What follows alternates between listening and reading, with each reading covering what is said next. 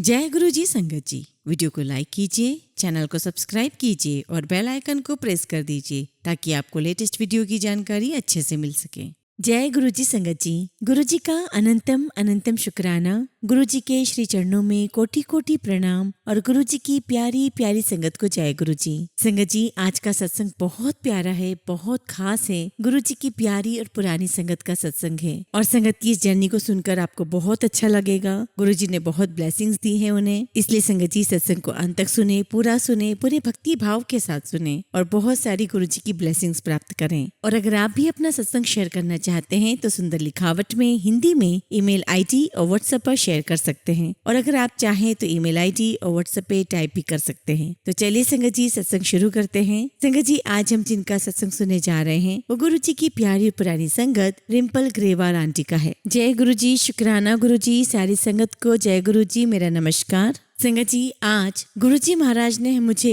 अपने पास बिठा करके जो ब्लेसिंग्स दी हैं, जो एक्सपीरियंसेस दिए हैं, आज मैं वो सब आपके साथ शेयर करूंगी। संगत जी, जिस प्रकार से एक छोटा बच्चा अपनी माँ से ही सब कुछ सीखता है, ठीक उसी प्रकार से गुरुजी महाराज के सानिध्य में बैठकर मैंने सब कुछ उनसे सीखा है। संगत जी, जब मैं गुरुजी महाराज के पास सबसे पहली बार गई तब मुझे नहीं पता था कि गुरुजी कौन है। एक गुरु है, ज्योतिषी है, पंडित है, कौन है ये मैं नहीं जानती थी। और संगत जी, जो भी गुरुजी महाराज के दरबार में जाता है वो कोई ना कोई सवाल लेकर जाता है। हम भी गुरुजी महाराज के दरबार में गए तो सवाल लेकर के गए। सबसे पहले संगत जी, मेरे फादर के जो कलीग थे उन्होंने मेरे फादर को कहा कि आप जालंधर मंदिर जाओ और गुरुजी के दर्शन करके आओ। और संगत जी, उससे पहले मेरे पेरेंट्स कई सारी जगह पर जा चुके थे, लेकिन कहीं भी किसी भी दरवाजे पर उनकी बात नहीं बनी, उनकी मुराद पूरी नहीं हुई। लेकिन संगत जी, जैसे मेरे फादर पहली बार गुरुजी महाराज के दरबार में गए, गुरुजी ने उन्हें दूर से ही देख लिया और वहीं दूर से ही आवाज लगाते हुए मेरे फादर को कहते हैं, आओ डॉक्टर साहब, मैं 5 साल पहला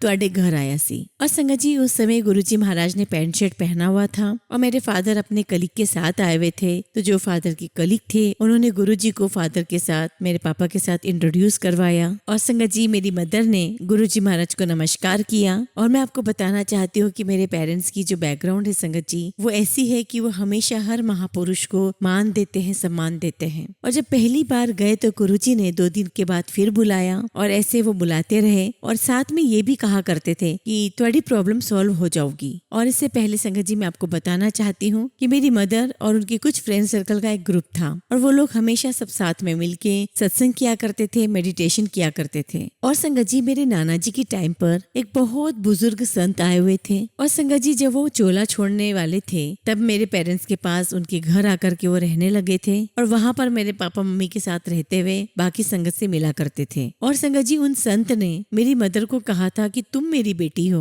और बाकी सब मेरी संगत है। और संगत जी, जब वो चोला छोड़ने लगे तो वो मेरे पेरेंट्स के पास आए और कहने लगे कि तू भटकी ना, तेनु घर बैठे ही रब मिलूगा। और संगत जी, हम सिख फैमिली को बिलोंग करते हैं, घर में गुरु ग्रंथ साहिब है। तो जैसे जैसे गुरुजी महाराज बुलाने लगे, मेरे पेरेंट्स जाने लगे, लेकिन मेरी माँ के मन में एक हमेशा क्वेश्चन रहता था कि मैं तो सिख हूँ और ये जो गुरुजी हैं ये तो हिंदू हैं, मैं कहीं अपने रास्ते से भटक तो नहीं रही हूँ, मैं कहीं गलत तो नहीं जा रही। और उस टाइम पे संगत जी, गुरुजी अर्ली मॉर्निंग मिला करते थे, लाइक 7 to 11। और संगत जी, बहुत थोड़ी संगत आया करती थी। और संगत जी, जब भी मेरी मम्मी गुरुजी के दरबार में जाती तो अक्सर यही अरदास करती कि अगर आप सच्चे बादशाह हो तो मुझे अपने दर्शन दो, मुझे कुछ दिखाओ तो ही मैं मानूंगी। एक दफा गुरुजी ने मेरे फादर को कहा, गाड़ी निकालो। और गाड़ी में आगे आगे गुरुजी बैठे हुए हैं, मेरे फादर ड्राइव कर रहे हैं और पीछे मेरी मदर बैठी हुई है। और एकदम से क्या होता है संगत जी कि जब मेरी मम्मी कार में बैठे बैठे प्रेयर कर रही होती है तो वो जो गुरुजी जिस सीट पर बैठे हुए थे वहां से गुरुजी गायब हो जाते हैं और उनकी जगह पर वहां पर मंदिर, और मंदिर में एक जोत नजर आती है उन्हें। और तभी मेरी मम्मी कहती है कि सारी दुनिया एक तरफ हो जाए लेकिन गुरुजी का दरवाजा मत छोड़ना, गुरुजी का दर मत छोड़ना। ये बहुत बहुत सच्चा दर है। और संगत जी, हर किसी की गुरुजी महाराज के साथ अपनी खुद की जर्नी है और ये जर्नी कब से है ये सिर्फ गुरुजी महाराज ही जानते हैं। एक दफा गुरुजी से किसी ने पूछा कि गुरुजी, तुम्हारी उम्र कितनी है? तो गुरुजी कहते हैं, गुरु आदि उम्र नहीं पूछती होंदी, गुरुओं की उम्र नहीं पूछते हैं। और फिर किसी ने पूछा कि गुरुजी आप कहाँ के रहने वाले हो? तो गुरुजी कहते हैं कि मैं बेगमपुरा शहर का हूँ। यानी गुरुजी कहना चाहते थे कि मैं तो उस शहर का हूँ जहाँ पे कोई गम नहीं है। एक दफा क्या हुआ संगत जी कि गुरुजी ने मेरी मदर को कहा कि जाओ चाय बनाओ। और संगत जी जब वो चाय बनाने गई तो संगत बढ़ती चली गई, अपने आप आती चली गई। तो मम्मी ने क्या किया कि जब चाय बना रही थी तो उस तपेली को ढक दिया और ढकते हुए चाय बनाई और गुरुजी महाराज से प्रार्थना करने लगी। और कितनी भी संगत आती गई संगत जी,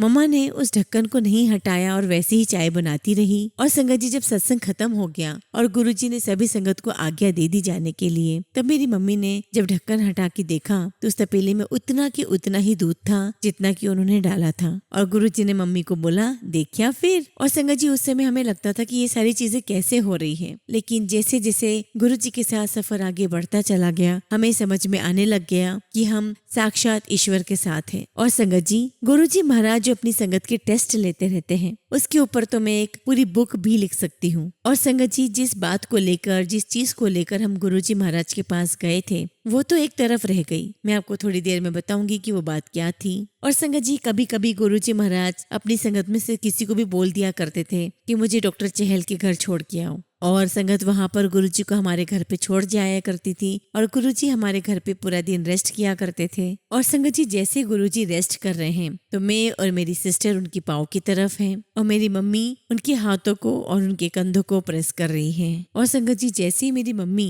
गुरुजी के हाथों को और कंधों को प्रेस करती है तो एकदम से मेरी मम्मी कहने लगती है, गुरुजी एक ही है। और तुरंत गुरुजी कहते हैं कि देख ले फिर। और तभी संगत जी मैं और मेरी सिस्टर भी सिर उठा करके देखते हैं कि मम्मा को क्या नजर आ रहा है। लेकिन संगत जी जब हमने देखा तो हमें तो कुछ भी नजर नहीं आ रहा था। और शाम को संगत जी गुरुजी जब मेरे फादर या ब्रदर को कहते थे कि मुझे छोड़ आओ, तो उनके जाने के बाद हमने मम्मा से पूछा कि मम्मा आपको क्या नजर आया था गुरुजी के हाथ में? तो मम्मा कहती कि मैंने देखा कि गुरुजी के रिस्ट पे एक चश्मा बना हुआ है और उस चश्मे के ऊपर बड़े बड़े हीरे, मोती, डायमंड, पर्ल, रूबी सब लगे हुए हैं। और मम्मी कहने लगी कि जब मैं उसको प्रेस करती हूँ तो एक नगीना एक तरफ गिरता है, एक नगीना दूसरी तरफ गिर जाता है। और संगत जी बहुत बाद में इस चीज का मतलब समझ में आया कि गुरुजी की जो बॉडी थी वो सच में एक अनमोल रत्न ही थी। और संगत जी गुरुजी ने अपने ही शरीर में मेरी माँ को जटाधारी के दर्शन करवाए। और संगत जी गुरुजी शुरू से ही अपने दरबार में शबद, कीर्तन, गुरबानी लगवाया करते थे।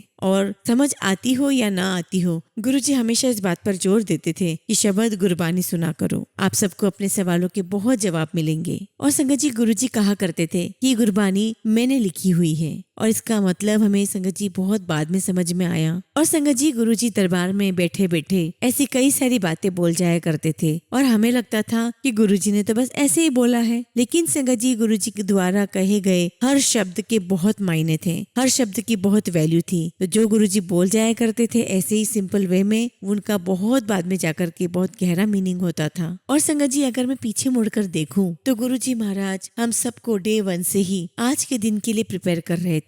और संगत जी गुरुजी ने प्रैक्टिकली करके दिखाया कि ये जो जर्नी है गुरुजी की संगत के साथ में, ये इस जन्म की जर्नी नहीं है, ये कई जन्मों की जर्नी है। और संगत जी हम इतने किस्मत वाले हैं कि गुरु ने हमें चूज किया है। और गुरुजी कहते हैं कि मुझसे कोई असली चीज नहीं मांगता। और संगत जी आप गुरुजी से बड़ी सी बड़ी क्या चीज मांग सकते हो, गुरुजी उससे भी कहीं अधिक दे सकते हैं। लेकिन संगत जी गुरुजी अक्सर कहा करते थे कि मांगो नहीं मानो। और संगत जी दूसरी बात कि गुरुजी का ड्रीम में आना सिर्फ ड्रीम नहीं होता है। और ये बात भी संगत जी गुरुजी ने हमें अपनी चरण शरण में रख के सिखाया। एक दफा संगत जी हमें गुरुजी के पास अर्ली मॉर्निंग दर्शन करने जाना था और ये 5, 5:30 बजे की बात रही होगी और मुझे गुरुजी का ड्रीम दर्शन होता है। और संगत जी जब मैं गुरुजी महाराज के दरबार पहुंची तो गुरुजी महाराज मुझे कहते हैं कि 5:35 पे तुझे मैं ब्लेस करके आया हूँ। तो संगत जी गुरुजी महाराज जब ड्रीम में आते हैं तो वो खुद आते हैं, स्वयं खुद आते हैं हमें ब्लेस करने के लिए। और जब गुरुजी ने कहा कि गुरुआनु दस्तन की जरूरत नहीं है, बोलने की जरूरत नहीं है। और ये कैसे सिखाया संगत जी गुरुजी ने, वो मैं आपको बताती हूँ। संगत जी कई बार मैं जैसे वॉक पर जाती थी तो मुझे ऐसा लगता था कि कोई मेरे साथ चल रहा है और मुझे लगता था कि जैसे गुरुजी महाराज ही मेरे साथ में है। तो जिस प्रकार से हम किसी के साथ अपनी बातें शेयर शेयर करते हैं वैसे मैं सारी बातें गुरुजी के साथ शेयर करती हुई जाती थी।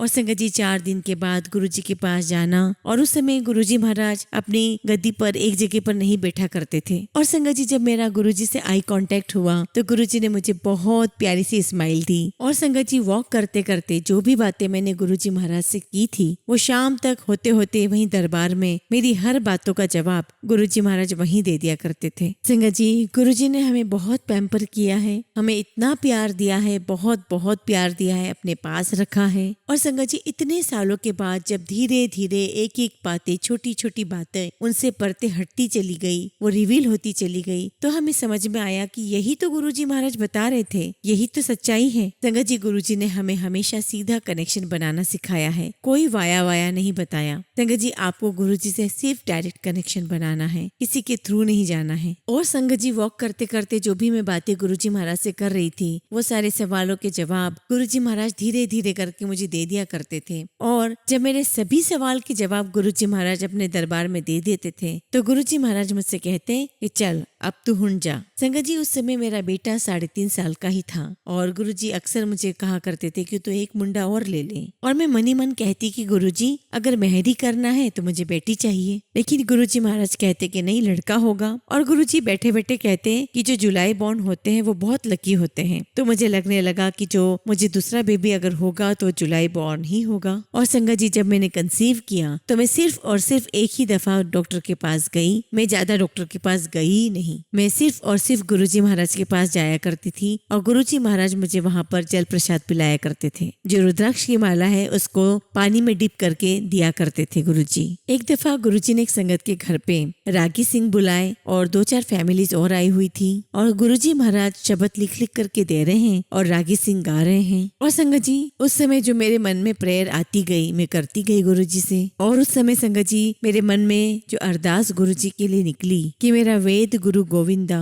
और संगत जी अगला शब्द गुरुजी ने यही लिख करके दिया रागी सिंह को। और संगत जी जो जो मेरे मन में प्रेयर आती गई गुरुजी महाराज वही वही शब्द रागी सिंह को देते रहते थे। और लेकिन संगत जी जब ये सारे विचार मेरे मन में चल रहे होते थे तब बहुत तेज भूख लगी थी और वो बर्दाश्त नहीं हो रही थी। और बर्दाश्त करते करते एक ऐसा टाइम आ गया था कि मुझे लग रहा था कि बस अब मैं चक्कर खा के गिर जाऊंगी। और बस तुरंत ही उसी वक्त गुरुजी ने अनाउंस कर दिया कि लाओ चाय प्रसाद लाओ, सबके लिए लंगर लेकर आओ। और संगत जी तब तक भी गुरुजी मुझे कहते रहे कि और फिर मुंडा कदों आना है, मुंडा कदों आना है। और संगत जी मैंने मन ही मन में गुरुजी से प्रेयर की कि गुरुजी जो तुम्हारी मर्जी। और संगत जी जब गुरुजी उसे देखने आए तो गुरुजी ने अपना हाथ उसके सीने पे रखा और जब अपना हाथ हटाया तो उसके सीने पे 2-2 के नोट रखे हुए थे। और संगत जी वो आज तक भी मैंने खोल के नहीं देखे हैं, वो मेरी बेटी का ही प्रसाद है और उसके लिए ही है वो। और फिर संगत जी उसके बाद बच्चों का क्या रहेगा, उनको कहाँ पढ़ाना है, मैं पूरी तरीके से गुरुजी महाराज के ऊपर ही डिपेंडेंट थी। और संगत जी उस टाइम पे गुरुजी ने न जाने कैसी कैसी चीजों से हमें बाहर निकाला। और संगत जी आपका स्पिरिचुअल लेवल कैसे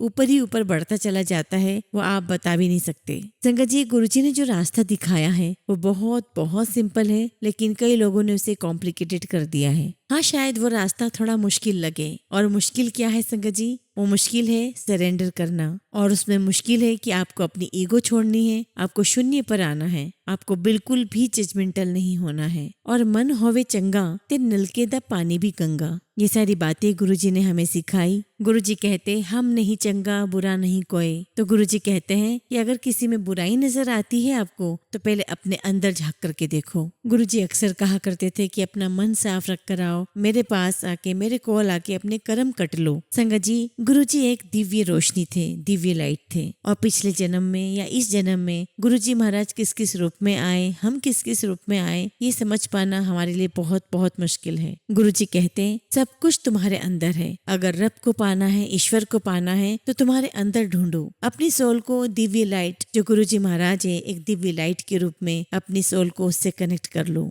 संगत जी गुरुजी ने मुझे मेरा पिछला जन्म दिखाया और सालों साल बीत गए। जिस चीज को लेकर हम गुरुजी महाराज के पास गए थे संगत जी वो थी मेरी सिस्टर की शादी। एक्चुअली संगत जी मेरी सिस्टर की मैरिज लेट हो रही थी और हम इसी वजह से गुरुजी महाराज के पास गए थे। सालों साल निकल गए संगत जी और गुरुजी ने मुझे और मिस्टर गरेवाल को इतने घरों में चाय पिलवाई। और संगत जी हमें बाद में समझ में आया, गुरुजी ने कहा कि जाओ इत्थे जाकर आओ, रिश्ता हो चुका। और कई बार तो मैं गुरुजी को बोल देती, गुरुजी कहीं कोई बात नहीं बन रही है, अब मत भेजो। तो गुरुजी कहते नहीं, मैंने कहा ना इत्थे रिश्ता बन गया, जाओ होकर आओ, जाके आओ। और संगत जी हमें बाद में समझ में आया कि गुरुजी ने जरिया क्या बनाया। हमें जिन जिन संगत के घर गुरुजी ले गए उन सब के साथ हमारे न जाने कितने जन्मों का संबंध था, कितने जन्मों का लेखा जोखा था, वो गुरुजी ने हमारा खत्म करवाया। गुरुजी महाराज हमसे सीधा कभी कुछ नहीं कहते थे, वो हमारे लिए इतना कुछ करते थे, वो सिर्फ करते और करते ही रहते थे। और गुरुजी कभी नहीं सुनाते कि मैंने तुम्हारे लिए ये किया है, मैंने तुम्हारे लिए वो किया है। और संगत जी हम थोड़ा सा भी अगर किसी के लिए कुछ कर लेते हैं तो कितना बड़ा एहसान जताते हैं। संगत जी अगर कुछ मांगना है तो गुरुजी से ही मांगना है। गुरुजी से यही अरदास करो कि गुरुजी अगर आपको हमें किसी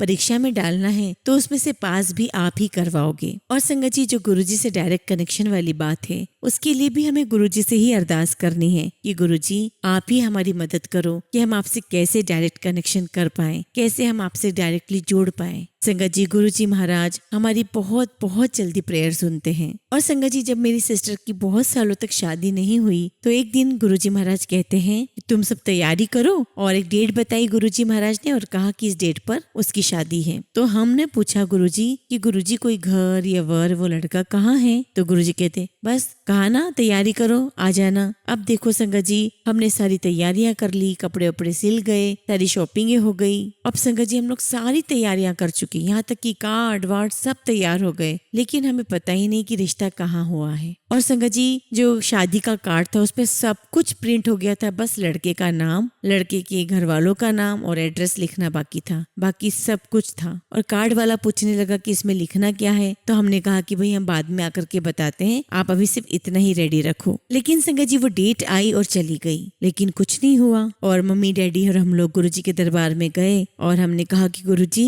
तारीख तो आई और चली गई, कुछ भी नहीं हुआ। और गुरुजी हमको देखकर स्माइल कर रहे हैं और कह रहे हैं और अपनी संगत से कह रहे हैं कि अंकल आंटी ने चाय पिलाओ, अंकल आंटी ने प्रसाद खिलाओ। और संगत जी गुरुजी ने मेरे मामा जी को उनका अगला पिछला सारे जन्म दिखा दिए थे। और कई बार गुरुजी हमें अपने मामा के पास भेजते और बोलते कि वहाँ जाओ, वहाँ जाके सत्संग करना। और संगत जी पता नहीं गुरुजी ने मेरी मदर को क्या दिखाया, और मेरी मम्मी ने कहा कि तुम्हें पता ही नहीं चलेगा, मैं ऐसे ही यहाँ से चली जाऊंगी। और संगत जी मेरी मदर 57-58 की थी और उन्हें कार्डियक अरेस्ट हुआ और वो चलते फिरते भगवान के पास पहुंच गई। और संगत जी उस टाइम पर भी मेरी सिस्टर की शादी नहीं हुई थी। मेरी मदर की डेथ नवंबर में हुई और मेरी सिस्टर की शादी मार्च में हुई, और उसकी शादी में पूरे 13 साल लग गए। और इतने सालों में संगत जी गुरुजी ने हमें इतनी सारी चीजें प्रैक्टिकल करके दिखा दी, हम उसको बता ही नहीं सकते। और संगत जी ये भी गुरुजी ने ही सिखाया है कि हमारी सोल गुरुजी के साथ प्रॉमिस करके आई है, और गुरुजी महाराज से हम ही बोलते हैं, रिक्वेस्ट करते हैं कि हमें भेजो। हम अपने पेरेंट्स भी खुद ही चुनते हैं, और गुरुजी महाराज भेजने से पहले, इस धरती पर भेजने से पहले उस जीवन की सारी मुश्किलें, सारे चैलेंजेस हमें दिखा देते हैं कि ये सारी मुश्किलें आएंगी और ऐसा ऐसा होगा।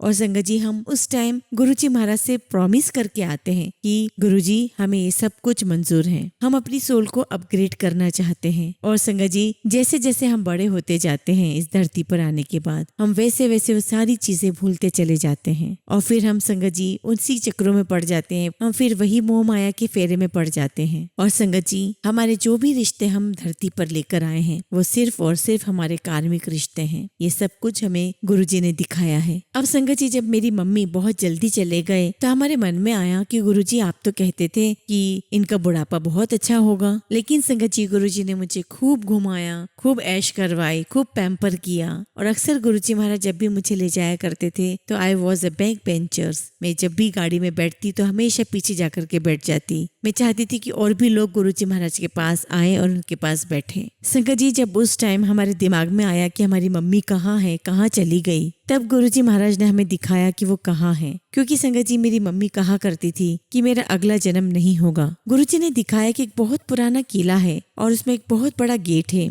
और उसके बाहर बहुत सारी संगत जुड़ी हुई है, और एक पेड़ के आसपास वहां पर भी बहुत सारी संगत बैठी हुई है। और थोड़ी ही देर में वो गेट खुलता है, और जैसे ही गेट खुलता है सारी संगत वहाँ अंदर आ जाती है। और संगत जी मुझे दूर से कुछ नहीं दिखता, लेकिन जैसे जैसे वो पास आते हैं मुझे दिखता है कि वो तो मेरी मम्मा है और मैं आवाज लगा रही हूँ मम्मा मम्मा, लेकिन वो नहीं सुनते हैं और उनके पीछे पीछे गुरुजी महाराज आ रहे हैं। और गुरुजी ने ये दिखाकर कि ये सिखाया कि जब वो तुम्हारी माँ थी तो वो माँ थी और जब वो चली गई तो अब तुम्हारी कुछ भी नहीं है। इसलिए हमेशा गुरु की बात मानो, क्योंकि कोई काम नहीं आता, न माँ न बाप न भाई न बहन। और संगत जी गुरुजी ने ये दिखाने की कोशिश करी कि मैं ही तुम्हारा असली माँ बाप हूँ। और संगत जी हमारी सारी सोल जर्नी है। संगत जी हम एक ट्रेन में सवार हैं जिसकी ना तो कोई टिकट है ना कोई बैगेज है, लेकिन संगत जी हम साथ लेकर आते हैं वो बैगेज। न जाने कितने जन्मों का भरा हुआ है वो बैगेज। तो क्या संगत जी हमने उस बैगेज को खाली किया है या भरा है? गुरुजी हमें मौका देते हैं कि हम उस बैगेज में से अपने कर्म निकालें और उसे कटवाएं। और संगत जी आपको हर चीज में कर्मा नजर आता है। आप ये सोचते हो कि अगर नुकसान हुआ है तो यही कहते हो कि गुरुजी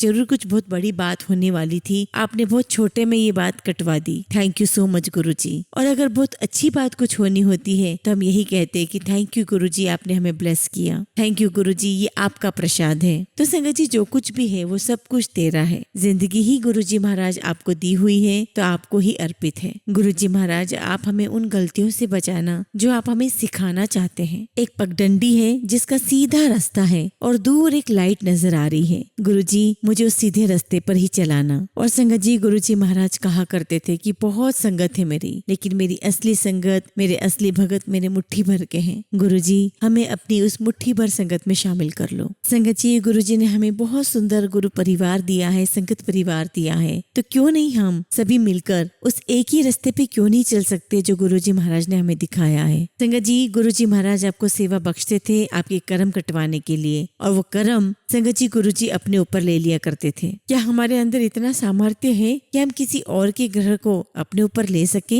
एक दफा की मैं बात बताती हूँ संगत जी। एक भगत गुरुजी महाराज के पास गए और संगत जी उस दिन गुरुजी बहुत दर्द में थे, बहुत पेन में थे और कभी कभी संगत जी उन्हें खून की उल्टियां भी हुआ करती थी। और संगत जी जब उस भगत से गुरुजी की तकलीफ देखी ना गई तो उन्होंने कहा कि गुरुजी आपकी तकलीफ थोड़ी सी मुझे दे दो। और वो कहने लगा कि अगर मैं आपकी थोड़ी सी तकलीफ कम भी कर सकूं तो ये मेरा सौभाग्य होगा। और देखते ही देखते संगत जी उनको इतना दर्द शुरू होने लगा, उस भगत को बहुत दर्द शुरू होने लगा, तड़पने लगे वो, और उन्हें गुरु से माफी मांगनी पड़ी कि गुरुजी हम ये दर्द नहीं ले सकते। गुरुजी कहते कि गुप्त दान किया करो, जो सेवा करनी वो सच्ची जगह पे किया करो, अच्छी जगह पर किया करो। और संगत जी गुरुजी ने तो कभी अमृत वेले का जिक्र किया ही नहीं है। गुरुजी ने हमेशा अपनी संगत को शिव पुराण का पाठ करने के लिए कहा है। संगत जी गुरुजी को सिर्फ और सिर्फ हमारा प्यार चाहिए, भक्ति चाहिए, हमें वही देना है गुरुजी को। हमें गुरुजी से सच्चा प्यार करना है, सच्ची मोहब्बत करनी है और उन पर सच्चा विश्वास रखना है। और इसी के साथ संगत जी